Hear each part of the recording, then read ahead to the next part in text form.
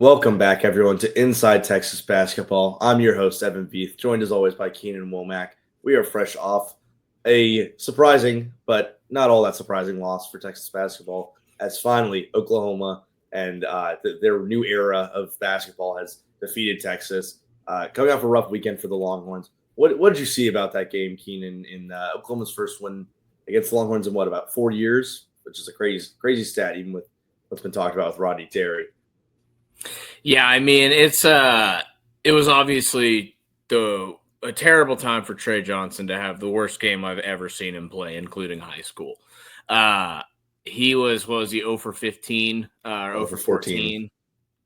Yeah, I mean like that. I mean that's just bad luck. I don't even know what to say at that point. And he was getting open looks too. It wasn't like everything was super contested. It's not like OU has elite perimeter defenders or anything like that. So, yeah, it was quite the night for him to have like the worst game he could have imagined in like a very important spot. But I mean, clearly it didn't affect the freshman of the year voting too much because he still won that. But yeah, that was a pretty rough performance from Trey and like kind of a microcosm of the season in a way. It's just like not getting the performance you need the nights you need it.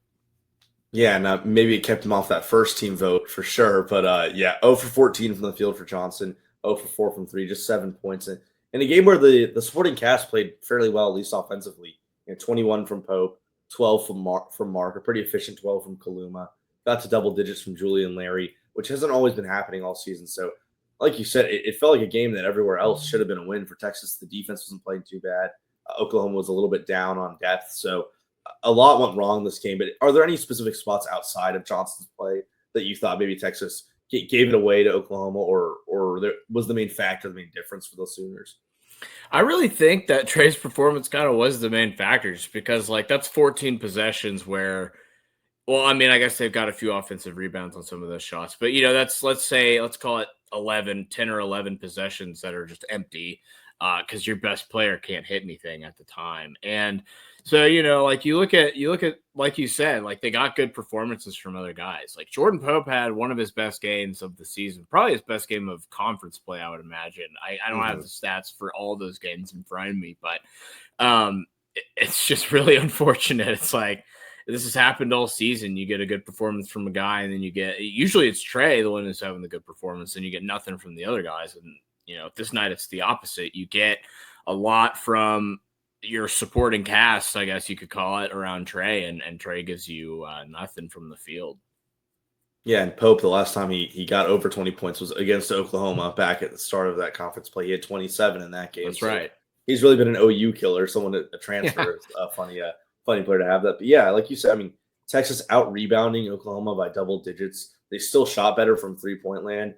It wasn't anything crazy on the foul side or the turnover side.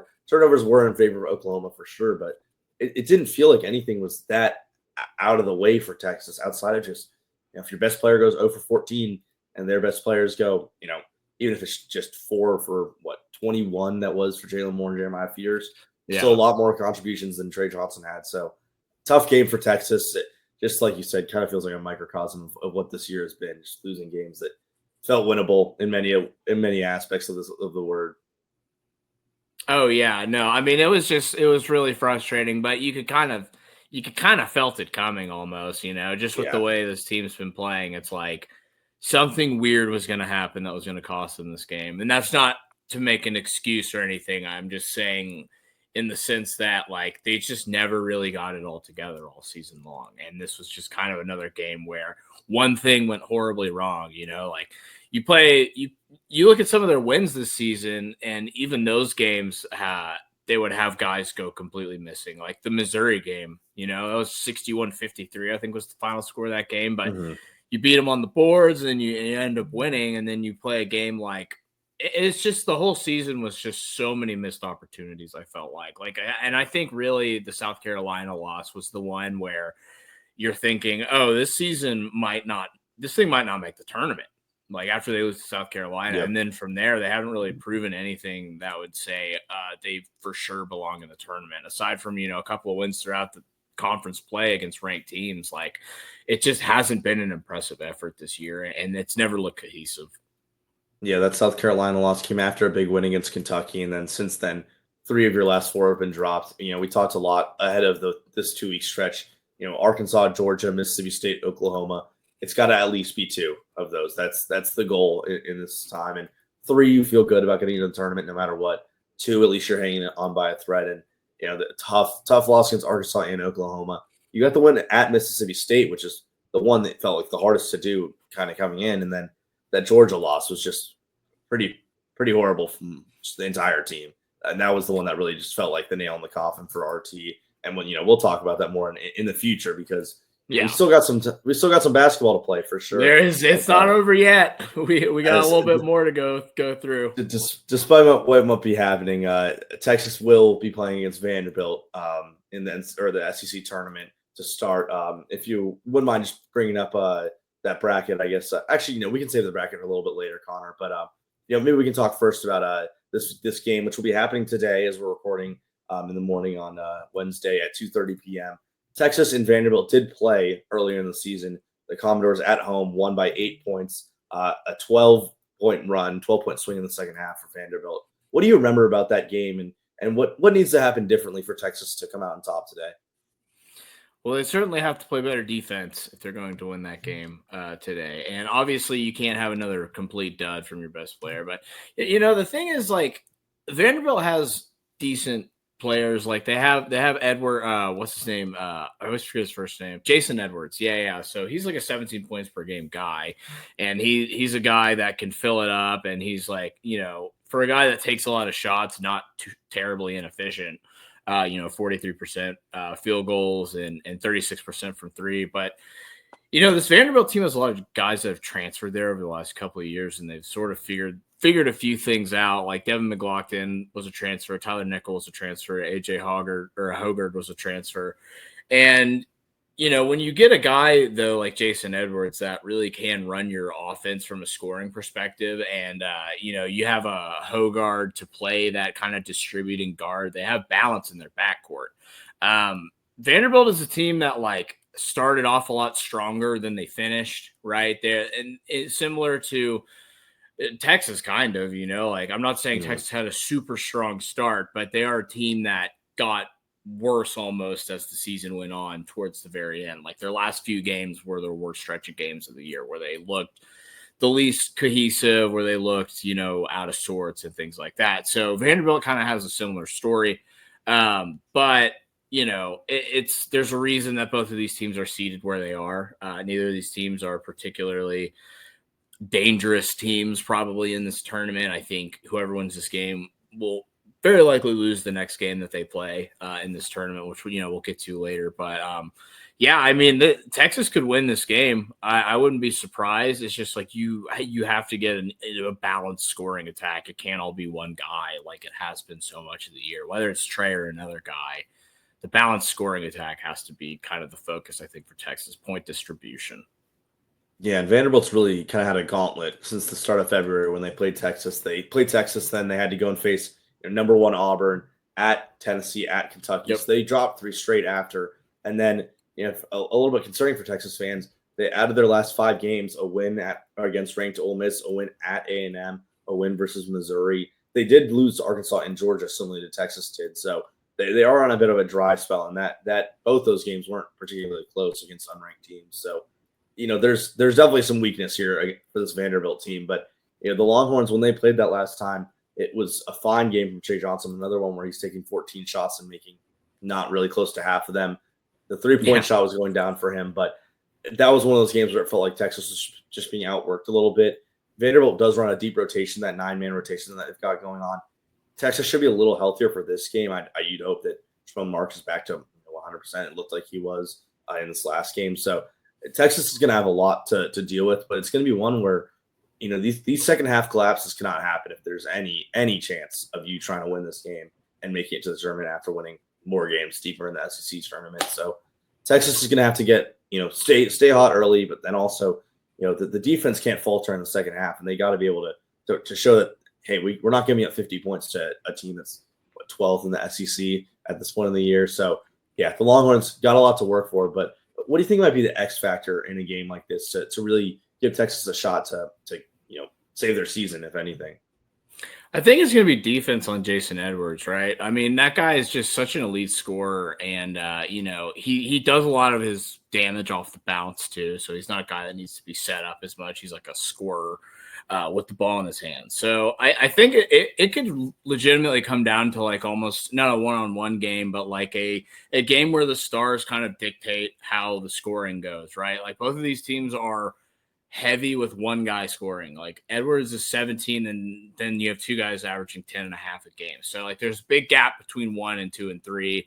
And it's similar to how Texas is, right? Like Trey's averaging over 20 a game. Well, I don't know what it is now exactly after going over 14, but you know what I mean? He's around there. And then, your next highest score is several points lower than that. So it is one of those things where I think that star play is going to kind of dictate how this goes, especially from a scoring perspective, because, there's not as much size on, like sort of like Texas as well. Like they don't have a bunch of huge players. They don't have a 7-footer that gets a ton of minutes, right? Like their forwards are like 6'7", 6'8", for the most part. So it's not a game where you're going to get like pushed around on the inside nearly as much, but it is a game where you are going to have to rely on your top players to really deliver in the scoring department, I think.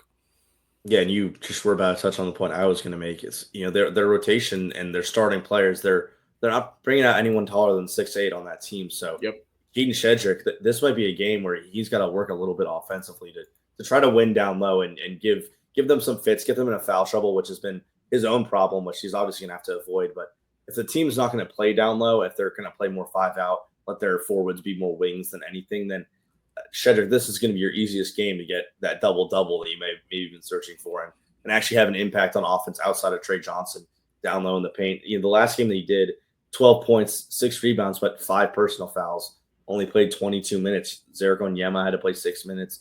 Pryor played some of the most minutes he had up until that point. So Shedrick's got to stay out of foul trouble. He's got to be a presence in the paint, blocking shots. And, if they're going to be able to lock down on the outside, if Julian Larry's going to play good one-on-one defense on Edwards, if maybe Kent's giving you some good reps out there, then forcing it towards Shedrick shouldn't be a bad thing.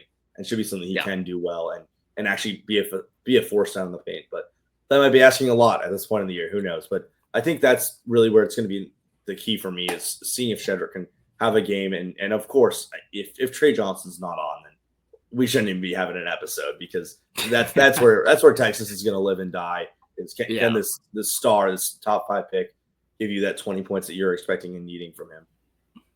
Yeah, no, I mean it's never like really what you want where you have one guy who is kind of your entire offense. That's never like what you're looking for. But in this case, it's what you have. You're not going to change that much in a couple of practices before this game. So yeah, and I agree with your point on Shedrick, right? Like I was saying earlier, this isn't a giant team. So maybe Shedrick does get some extra work. Maybe they put him at the elbow and they let him kind of work from there. Maybe they put him in the post and the dunker spot, try to get – I mean, like just let him work on the posts even, maybe not just oops, but let's throw him just a ball in the paint and let him use some post moves and things like that. Like let's see if he can use his height to his advantage, especially going up against 6'7", 6'8" forwards. He's got an advantage. The other thing with Shedrick too is he's very experienced. Like he's played against he's played a lot of college games at this point. So, you would think in a game where the other team is lacking size, he would think to take advantage of that. I think he's a smart player. I don't think that's one of his issues. I think his player IQ is pretty solid. So, coming from that Virginia system a couple of years ago too, I mean, that obviously is going to boost your defensive IQ in general. But, yeah, this really could be a game for him to come out and shine and maybe even off the bench on Yema because, for how limited he is in a lot of ways, he is huge. And maybe you can throw him a couple of lobs in this game and see if you can just put those down, get an easier 4 points maybe in this game that could, who knows how close it'll be. That could change the tide of things, Yeah, and then in these last 7 games, for Trey Johnson, talking about that 20-point mark that we were saying, he's even with this last game that went pretty horribly wrong for him, he's averaging 24 since the Vanderbilt game, 24 games. So just crazy numbers he's been putting up. That includes that 39-point game against Arkansas. So Johnson, if he gets to that 24 points and the rest of the Texas team needs to catch up, get to 80, make maybe that be the score if your defense is not playing well. Maybe 75 between all the rest of your rotation. I don't think that's too much to ask for Rodney Terry and the rest of this team. And if Tremont Mark and Jordan Pope are going to have games like they did last game, then I think Texas is in a fine spot. I think Devin Pryor's been playing better recently. It's just been a little bit better in the last 2 games from the general else of the rotation, the other players that are included. But obviously Johnson last game was the reason that Texas lost. Not that, poor young kid, he's 18, 19 years old. He's shouldering the weight of the entire thing as an 18-year-old. So it's obvious that Texas needs him to play well no matter what. But that's why I'm a little more bullish on this game, that I think the rest of the players are, finally, it might be 2 months too late, but hey, it feels like they're showing up a little bit more, and maybe the foul trouble is not going to be as bad. Maybe the on-ball defense is going to be a bit better. So there's reason for me to be a little bit, I think bullish is probably the word, cautious about it. But I'd love to we haven't really done this before, but do you have like a score prediction you want to put out for this one? Do you have a general prediction for this game that you'd like to cast out into the world? It's hard to do score predictions because, you watch a game like I mentioned earlier, the Texas-Missouri game, and you would think that game would have been more high scoring, and it was 61-53, right? So it's so hard to project the score. I can give you what I think will happen, and I think Texas does have a pretty good shot to win this game. Just because and you'd have to tell me, I haven't checked in on the bracketology too much. Vanderbilt, I'm guessing, is not projected to be in the field, or are they? Or are they on the border? Right now, Vanderbilt on ESPN, I believe they're not in. It depends on the site. No, right? ESPN does have them in. Okay. And, they're first 4 for CBS. It looks like so. First 4 out. First 4 in. It looks like. Oh, first 4. Okay. If I'm reading that. Oh no, they're just in. They're double in. They're in on both. Okay. I wasn't sure if they were like borderline, but they have a lot of ranked wins in that back. Because when I was saying earlier they had kind of a rough stretch, I didn't mean that they didn't have any ranked wins. I just meant more like they lost more games than they won over the last 9 games or whatever. But they had good wins, right? You beat Ole Miss, who's ranked at the time. You win at Texas A&M, which that was the win for them. That was a big one, and then you beat Missouri too in overtime. So it's one of those things where they were just very hit or miss this year. I think that's more what I was trying to say earlier, that's how they're similar to Texas. They're hit or miss. You know what team you're going to get with them, right? And it's like this is a real matchup of 2 wild cards. You really don't know what team's going to show up anytime either of these guys play. Like you go out, you beat A&M on the road, or you lose by double digits to Arkansas or whatever. Now Arkansas has been playing better, but you know what I mean? It's Dr. Jekyll, Mr. Hyde for basketball. It's really tough to tell who's going to show up today. So, it's hard for me to make a prediction because both of these teams are such wild cards. I will say I think Texas does win this game. I don't have a score prediction necessarily, but I will say I think they win by maybe 4 or 5. I think it's very close. It comes down to the last few possessions, I would guess, just because who knows? We can maybe talk more on the idea of the spread, which is 2.5 in favor of Vanderbilt, it looks like. So I think Texas could easily cover that.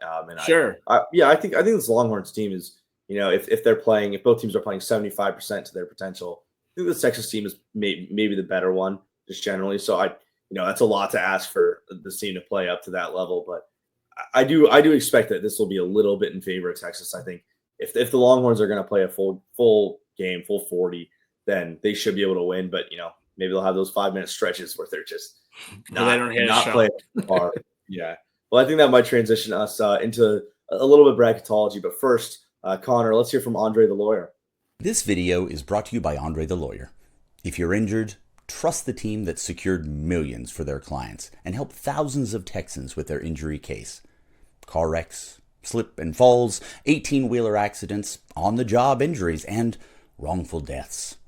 Don't let insurance tell you what your claim is worth. Hire Andre the Lawyer to fight for you.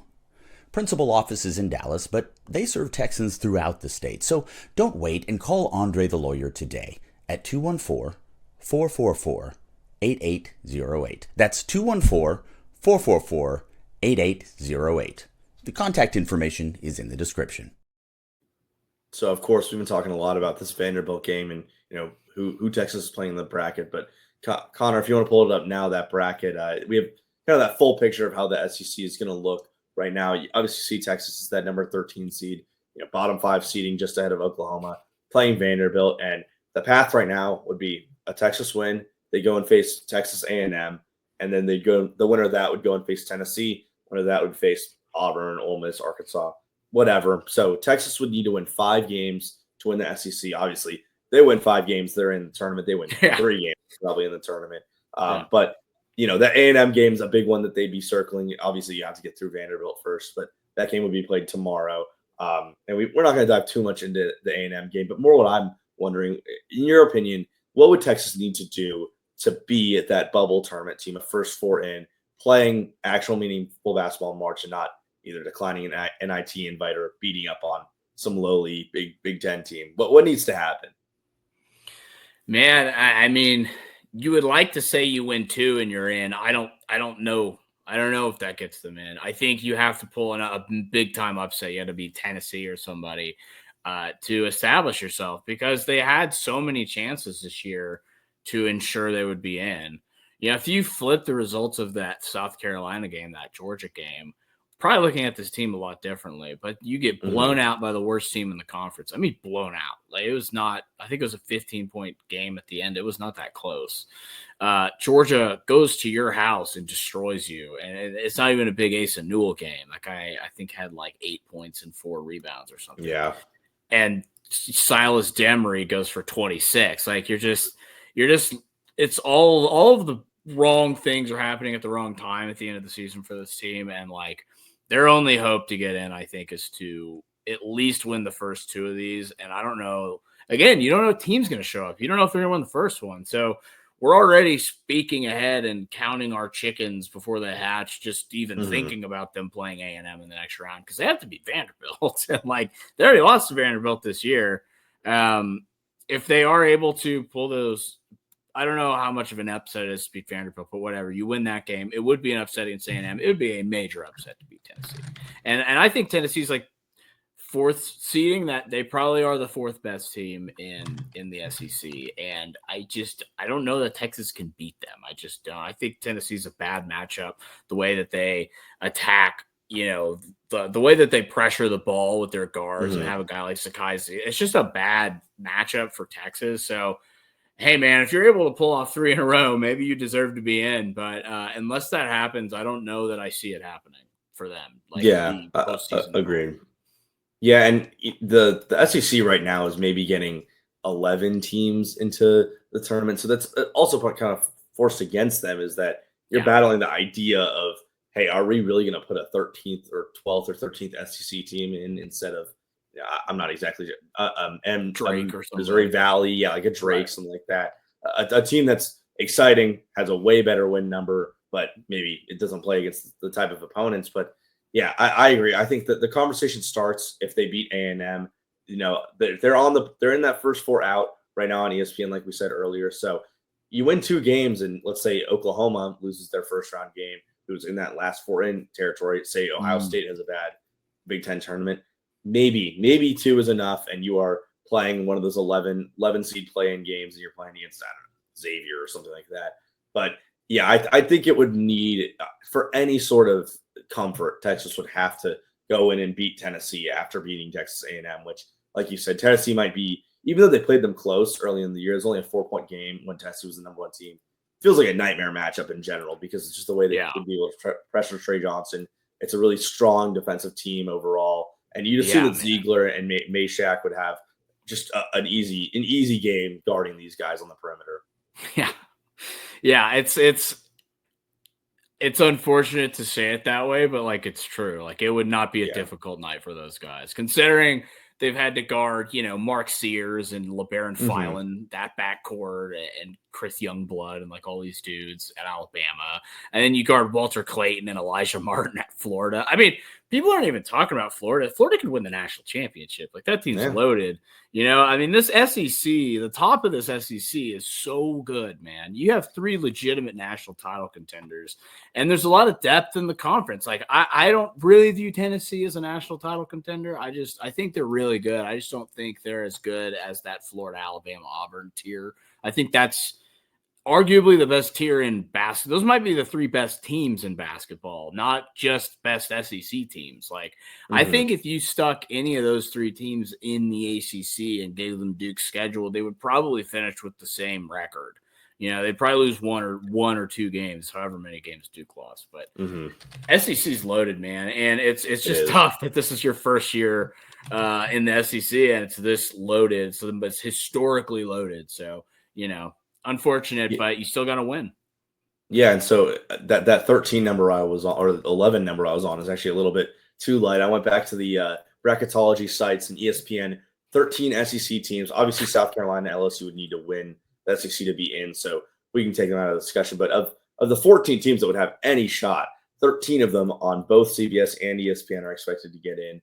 And it makes sense when you look at KenPom, where Texas is the 46th best team and the 14th best team in the SEC. So, there's so much, 32 other teams come from all other conferences inside that top 46 area. But, the Longhorns, that's probably going to be in their favor, is the KenPom likes them generally. They see them as a top 50 team. They've had some good Q1 wins, which is, that they're outpacing some of the other teams that will 100% make the tournament in that respect. And that's why I think ESPN is higher on them, and Joe Lunardi has them as the first 4 out. But, yeah, you look at CBS, they don't even have them in the discussion. Like, they have 10 teams on the bubble. Texas is not one of them. So Longhorns have a long way to go here in the SEC. But firstly, let's focus on Vanderbilt today, which is going to be a big game in general. Fun one to watch. Like you said, it's going to be very volatile what's going on. But, I think that's about it. I think we have to talk about this Longhorn team today, unless you have any kind of closing thoughts, closing remarks about this game. No, I mean, the last thing I would say before we sign off is watch the game, guys. This could be your last time watching Trey and Burn Orange, or if not tomorrow, whatever. Like, this could be your last time getting to watch him. So tune in, even if the team isn't fun to watch, he is. So give him a little respect. He's going to be a top 10 pick. As I tweeted yesterday, Tyler Hero, Cam Thomas, Buddy Hield, kind of combination of those 3 guys. Yeah, that's, it's 3 solid NBA players. Tyler Hero is ascending to star level. So yeah, you might be seeing a guy who we haven't seen come out of Texas in a long time today. So yeah, get yourself ready. 2:30 is the general estimated tip off. It kind of depends on what happens in the first game, how late that goes. But be around your TV at around 2:30, and Longhorns basketball. I know you all support it, even though you might not love Rodney Terry. So Texas playing at 2:30 today would maybe have a date with Texas A&M tomorrow, and we'd be seeing you guys again if that were to happen. Yeah. So thank you all for watching as always and listening along. I've been Evan Veith. Keenan's been here with me the whole time. As always, go onto the On3 Inside Texas boards, give it a follow, give it a subscription, and we'll see y'all next time.